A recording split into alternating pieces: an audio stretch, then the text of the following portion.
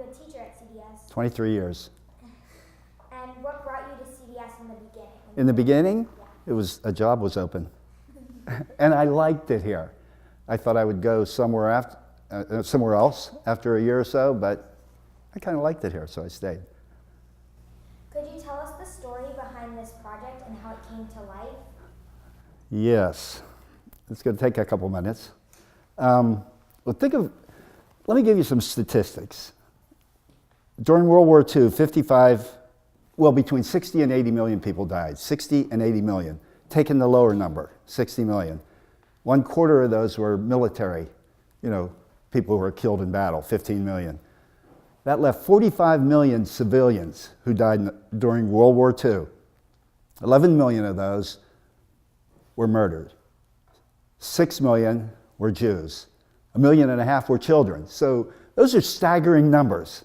And when you try to teach that, it's really difficult to get that for me, even for that kind of a number. It was difficult. So sometimes I try to use, Joseph Stalin once said, or is credited with saying, that the death of a single man is a tragedy, but the death of 1 million men is just a statistic.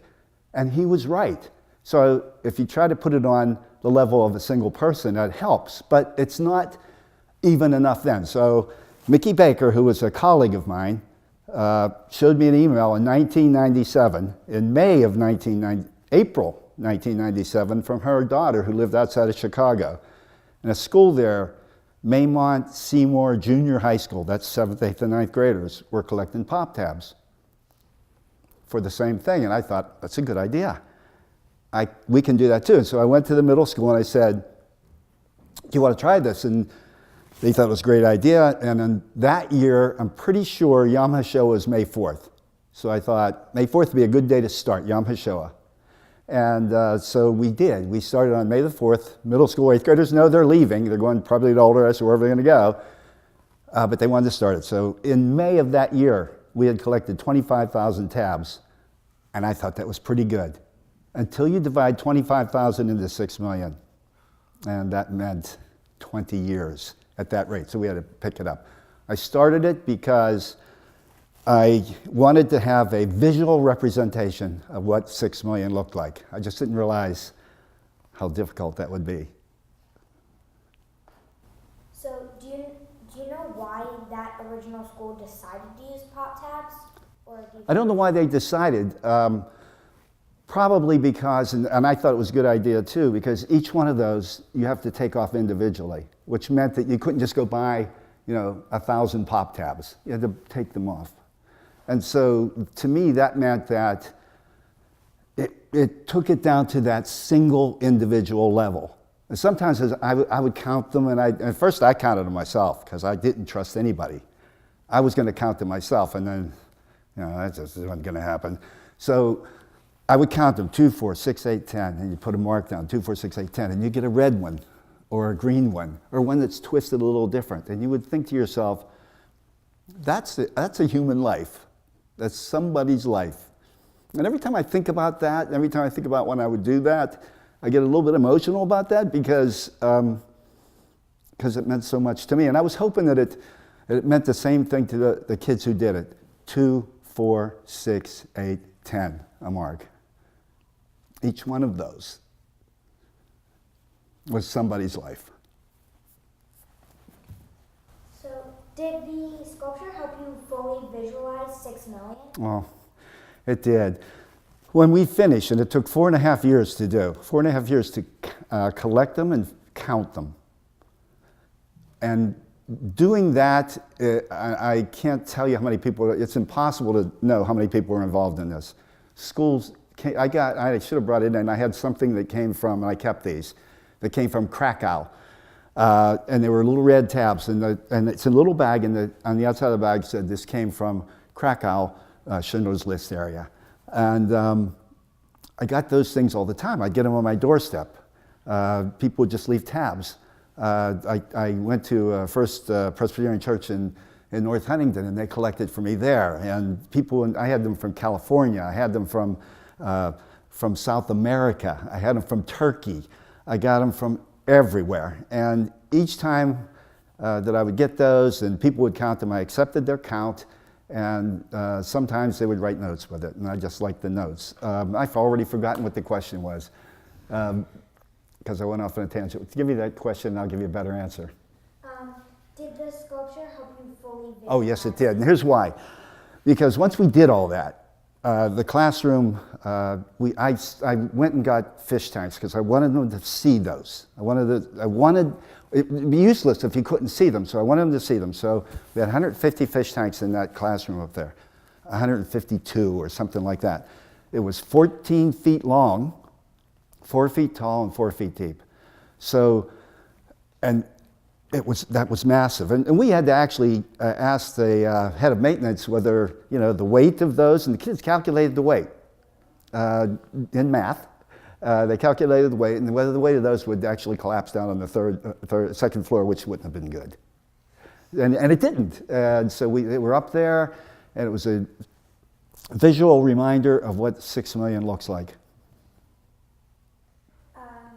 What was it like for you to see your students and the wider community so engaged in this project? To this day, my wife teaches at taught at Norwin High School, which is out further east. And those kids also collected, and I would take tabs to them, and she taught chorus. And so the last, she'd do a spring concert and a winter concert. And after a winter concert, they'd have about a week before a new group of kids would come in, so she'd have them count the tabs. She'd have them count the tabs for me. Kids to this day from Norwin High School will come to me and say, "How's our sculpture? What's our sculpture like?" And I love that. And I don't see as many because I don't live here, of the former students from here, but I know they felt the same way. It's really satisfying to have them feel that way. And the numbers of people that were involved are enormous. What were some of the obstacles you faced in the process of building this sculpture? Building? Well, I was involved in collecting and counting. I didn't build it, but I know there were problems. There were, you wanted to make sure for the wider community, the people who live out on Beechwood Boulevard or Forward Avenue, were they going to be okay with that? You wanted to make sure that it would be something that younger students wouldn't be frightened of. I didn't want to have some kind of a sculpture that would be, say, a mother and her child. And so we didn't want that. So there were problems. There was the fear that, of somebody throwing a brick into it. There are a lot of things to worry about. And even in my case, the students came up with the design. There were a lot of designs that they came up with, and a lot of them were really good, but and I think it was Maya Krasnow and I forget who, Irina, I can't remember her last name. 3 of the girls came up with the design that you see out there. My thought was, this will be maybe in some kind of a plexiglass or something. We can take all those fish tabs and do this. That's what I wanted, because I thought, that's great because we've already gone through. And then we didn't get that. We got the glass blocks with a slit in the top where you had to put them individually back in there one at a time. And I thought, ugh. And then I also thought, well, this is great because this will be a whole new group of students. They're going to go through the process. They didn't count and collect, but now they're going to put those tabs in one at a time. They'll get the same feeling that I got when I was counting, and I'm putting them back in too. And I took them out to Norwin again. They helped me out there too. So. Do you feel that the whole world was connected in the making of the sculpture? That it brought everyone together? I really do. And for those reasons, some of the reasons that I said, that people still ask me about it. And I still talk about it. Anytime I get a chance, I talk about it. We were in Krakow, and we were with people that were, my wife's a travel agent now, and we were with other travel agents, and I couldn't wait to tell them, because we were going to see, we were going to see some Holocaust sites who were out in that area, and I couldn't wait to tell them about it. Anytime I get a chance, if I get an opening, I'm going to tell them about the sculpture. And people were interested in that. How does this whole accomplishment of the sculpture make you feel?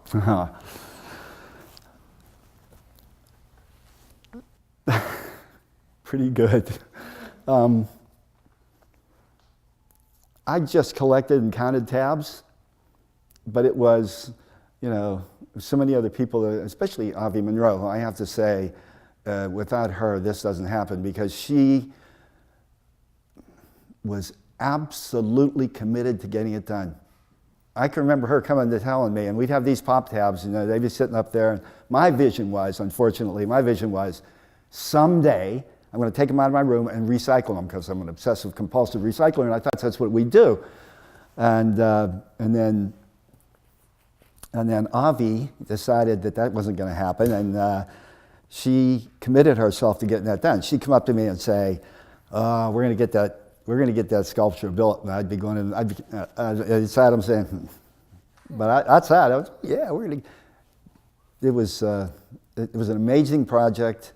Alan Dunn was the architect, and he did, he came up with, the design were the kids, but it was his firm that actually built that, and you can see what it looks like. And we had an artist in residence come in, Eliana Houlihan, and she did a great job. We went with the art teacher, Judy Murray at the time, who helped the kids come up with the design. So there's so many people that were involved in it beyond collecting and counting.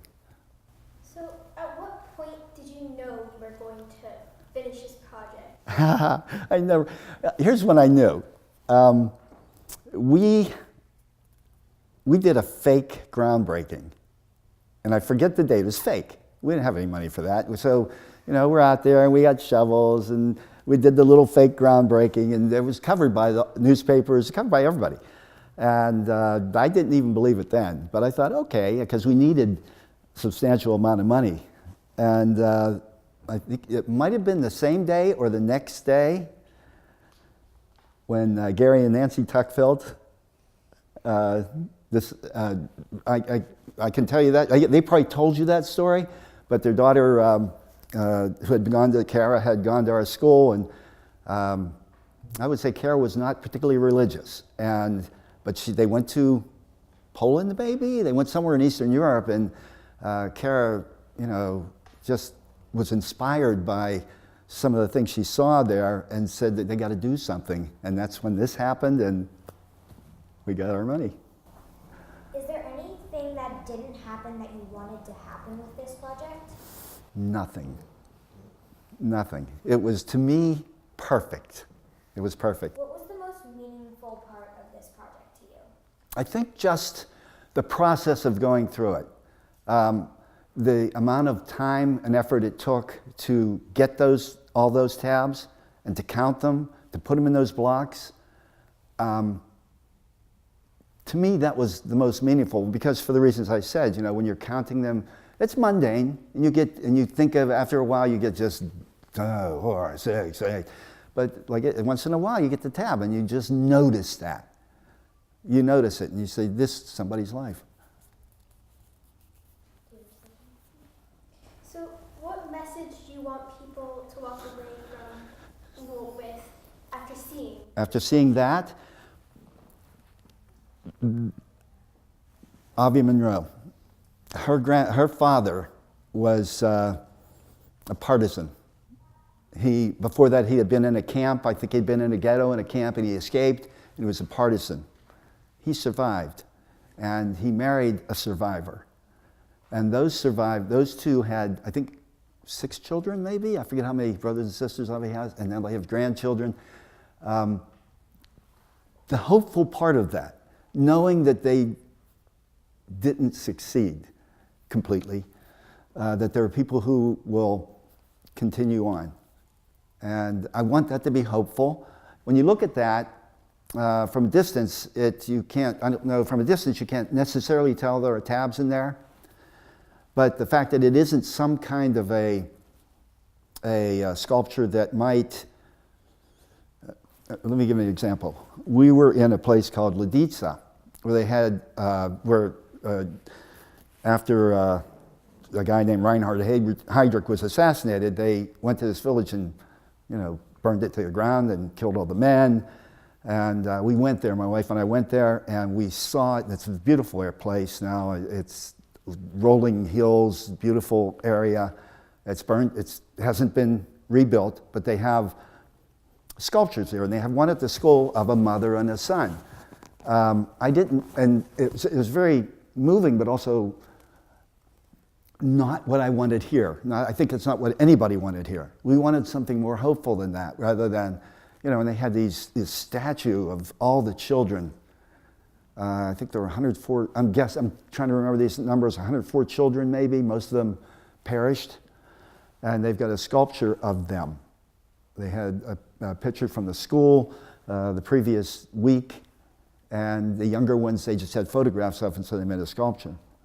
I didn't want anything like that. I wanted something like this, which you can stand back from and not even really know it's a Holocaust sculpture.